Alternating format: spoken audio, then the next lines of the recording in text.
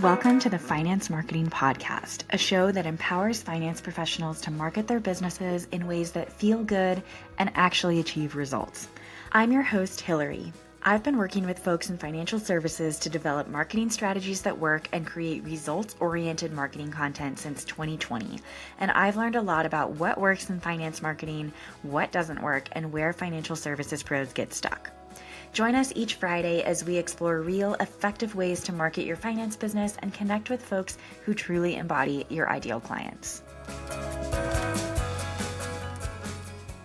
I'm so excited to have Manda joining me today on the Finance Marketing Podcast. Manda, if you don't know her already, is a digital marketing expert for the financial services industry and the owner of Hyperpony Studio.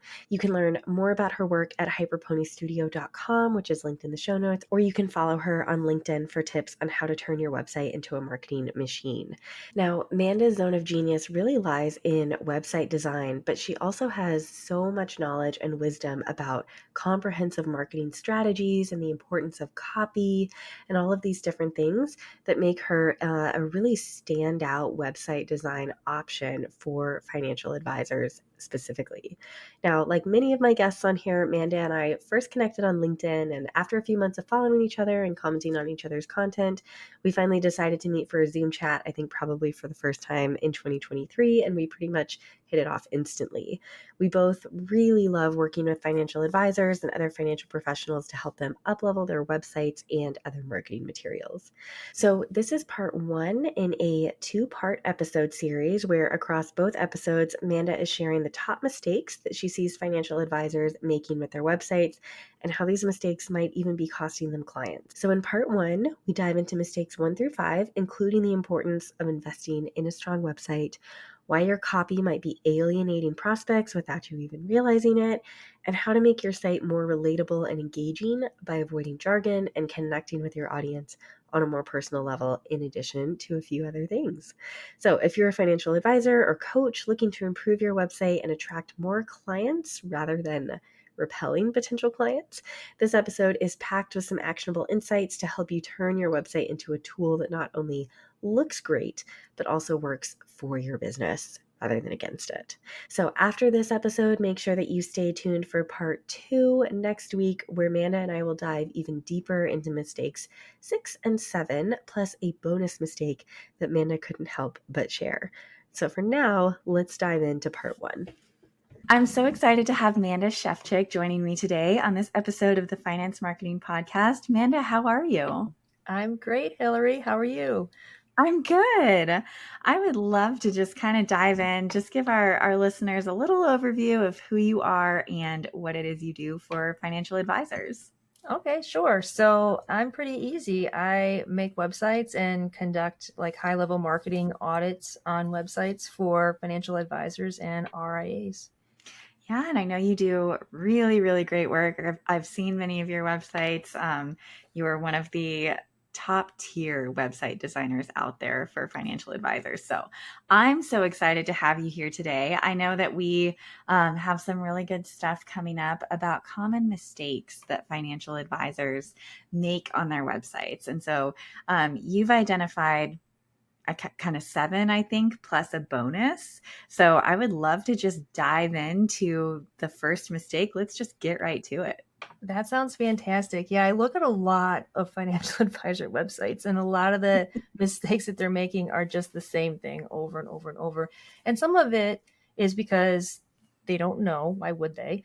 And a lot of it also is because they're starting with templates, and those templates are kind of shoving them in one direction, and really they should be going in a different direction. So the number one mistake that financial advisors make with their websites is that they don't want to invest in a website because it's not cheap, but they do want to invest in marketing. So they spend $3,000 here and $2,000 here. And what they're doing is they're spending all this money driving traffic to a terrible website.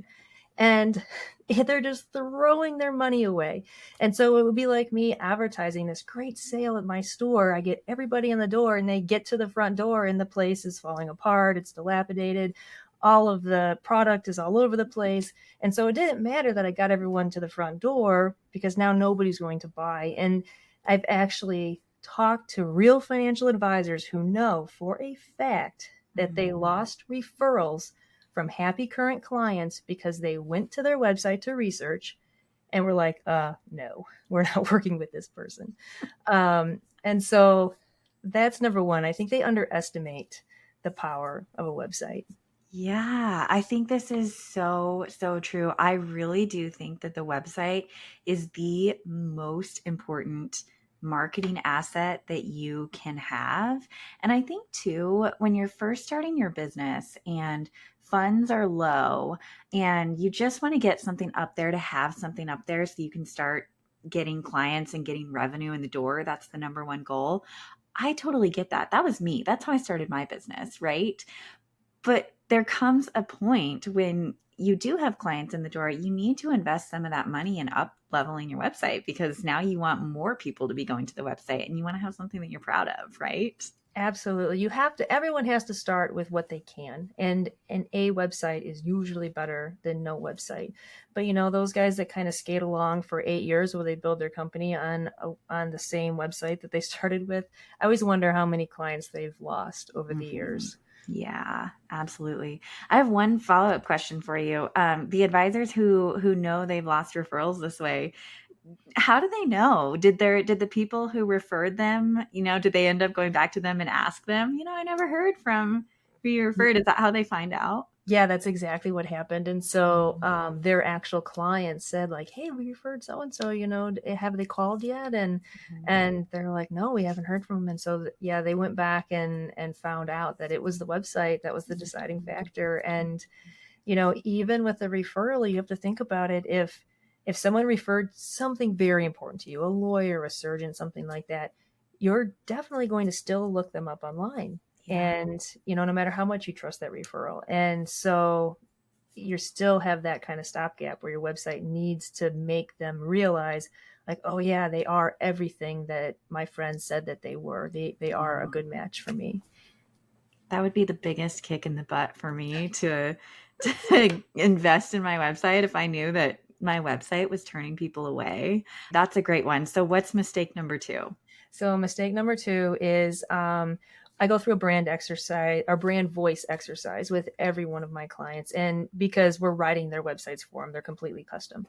And so we want to know, how do you want to sound, when you're, and the number one answer that I hear every single time, smart. I want to be smart. I want to sound smart. Well, the problem is that people are trying to sound a little too smart. And it's turning people off because you have to realize people are nervous. They're going into this and they're like, oh my gosh, they're going to scold me because I'm not in a better place financially. They're going to, talk above me. I'm not going to understand what's going on with my own money. It's so scary for people. And so trying to sound too smart can actually backfire a lot on you. And so I have a couple of tips to help people not sound too smart. One is everything that you do should be written toward one person who is your ideal client. And so if that's somebody if it's your Aunt Judy, that's great. If it's a client that you already have that you love working with, that's great. But when you're writing, you should always be writing to that person. And if you think to yourself, like, if I was sitting across from a table from Aunt Judy and she said, hey, can you explain to me how, Roth rollovers work?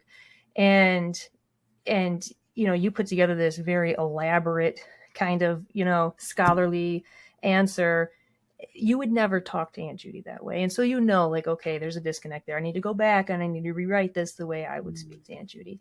So that's number one. And number 2 is to read everything that you write aloud, preferably to somebody else. If you see a look of confusion on their face, if you see them starting to count the number of bricks on the wall, like you want to be really careful that you're not talking above people, boring people, giving them more information than they need, all of those things. And if you don't feel comfortable doing this and you can't afford a professional web designer, hire a professional copywriter, because the copy is the foundation of everything on your website. And so if you're going to put some money into it, put it into the professional writing because it makes all the difference. Yeah, I totally agree. I also see and have had many conversations with financial advisors who are like, it's really important for me to look like the expert that I am. You know, I have these certifications that I've earned, I have the degrees. That's really important so that clients have confidence in them when they're receiving money advice and things like that. And I agree with them. Having those things is absolutely important, but the homepage on your website, the about page on your website, the services page on your website, that's not the place where you prove those things, right? You can prove those things in other places, during conversations with clients, or maybe in a little section of your about page. You know, this is all I have.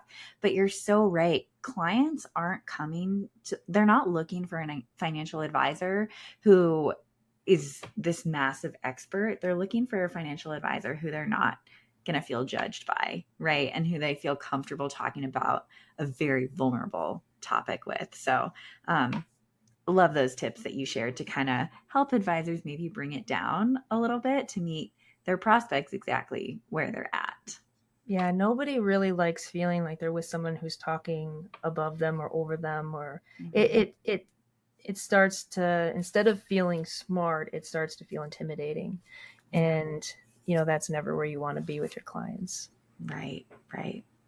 Okay, what's mistake number 3? All right, so mistake number 3 is kind of in the same vein, which is, instead of listing the typical list of services, so every single financial advisor website has the same list of services, right? Tax strategy, retirement planning, education savings, estate planning, they're exactly the same, every single one. So instead of listing your services like that, list the questions that you answer for your clients. So instead of saying retirement planning, say, we answer these questions for you. Will I have enough to retire on time? When should I take Social Security? Would I benefit from a Roth conversion? How can I save on taxes in retirement? Because people connect to those questions. People do not connect to retirement planning. That means nothing. And so by kind of listing out the questions that you help people with, you're actually giving them something to look at on their website and think like, oh, wow, I have those questions. Those are things that worry me. And it makes you want to kind of call and work with that person. By asking these questions, you just make it super clear how you help, whereas just giving a general topic isn't really going to connect to anybody.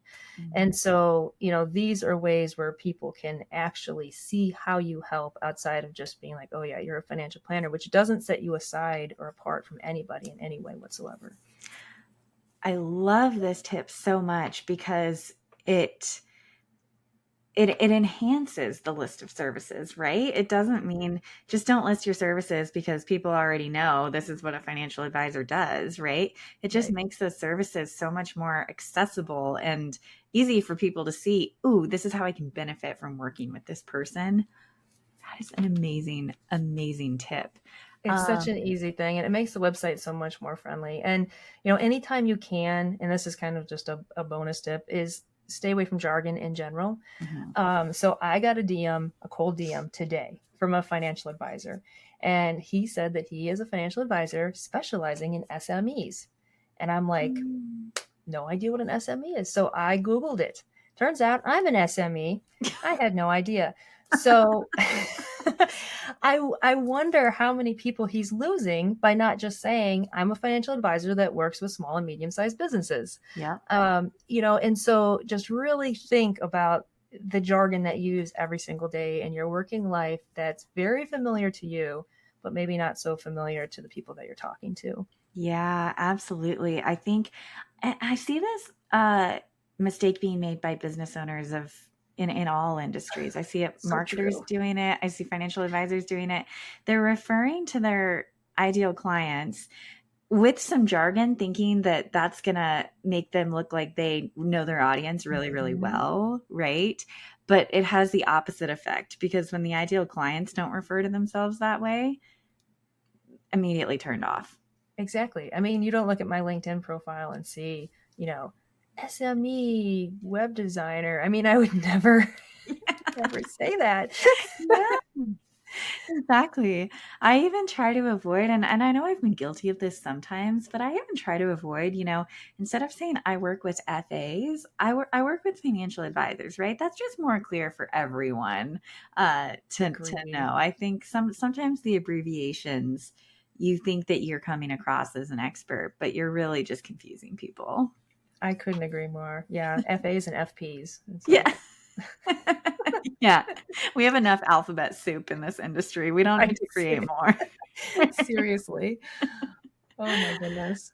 Okay, so what is the next mistake that you see? I've So lost count of what number we're on. I don't know what number we're on either. I'd say 1, 2, 3. We're on number 4.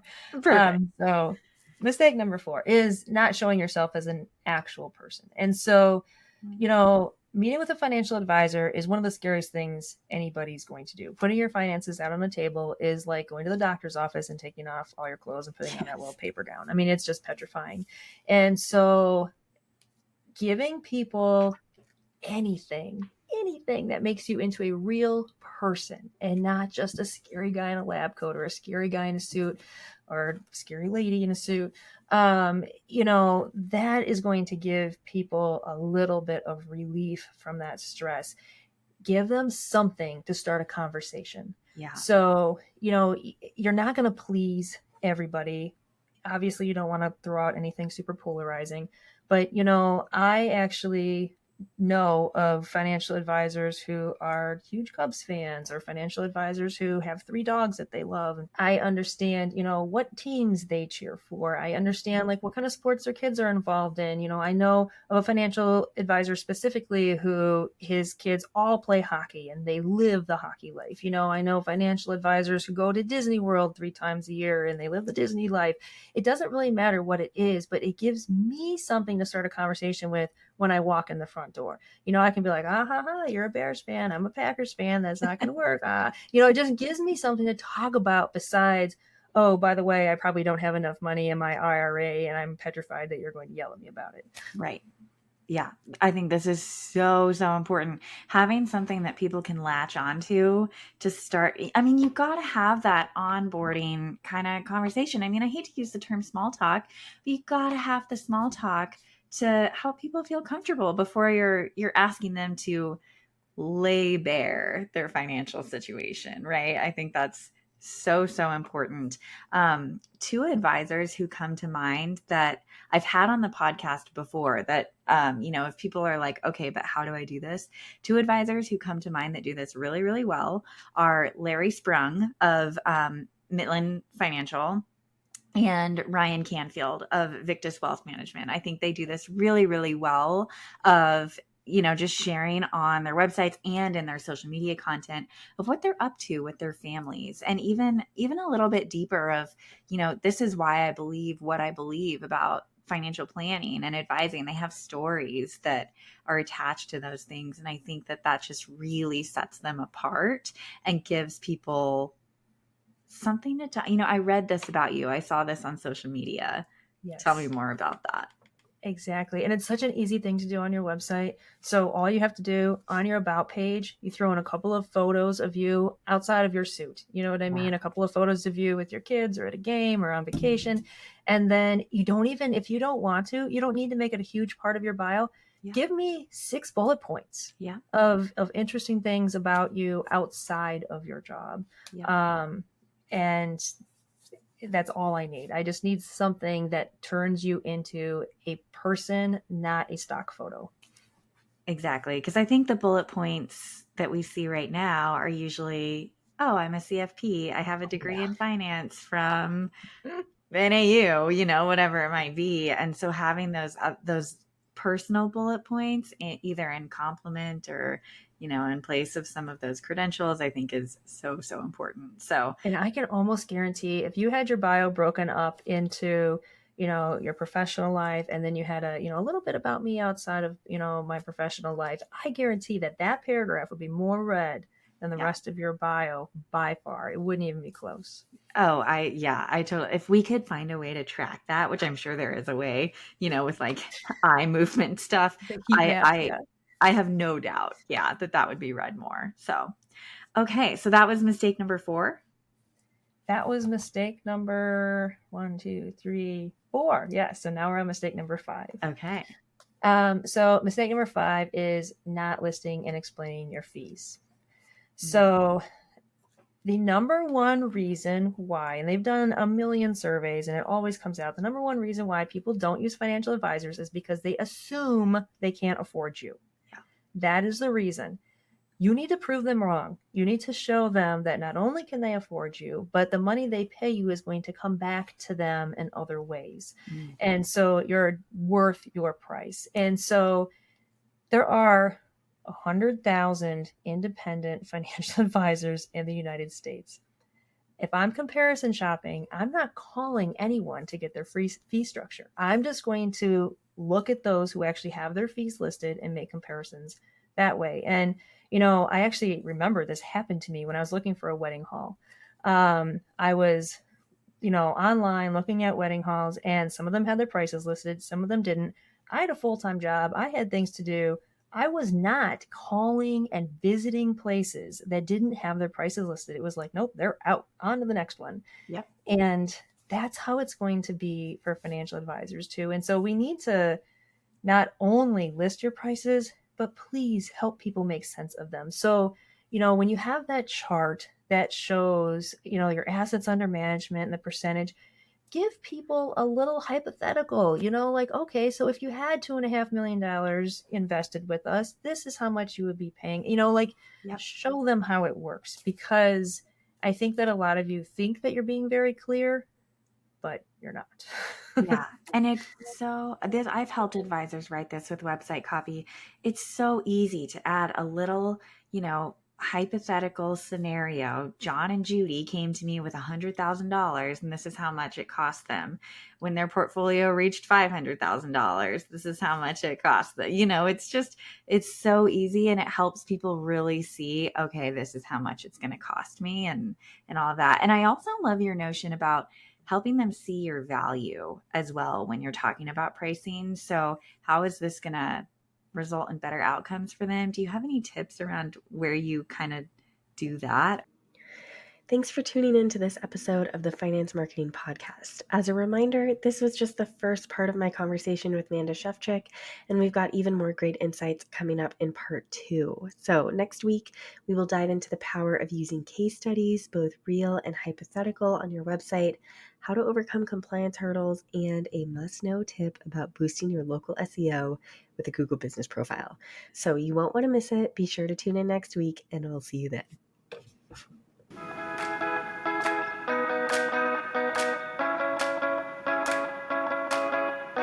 Thank you so much for joining us on this episode of the Finance Marketing Podcast. If you're eager to market your business in a way that feels good and actually gets results, sign up for the Finance Marketing Podcast newsletter in the show notes so you never miss another episode.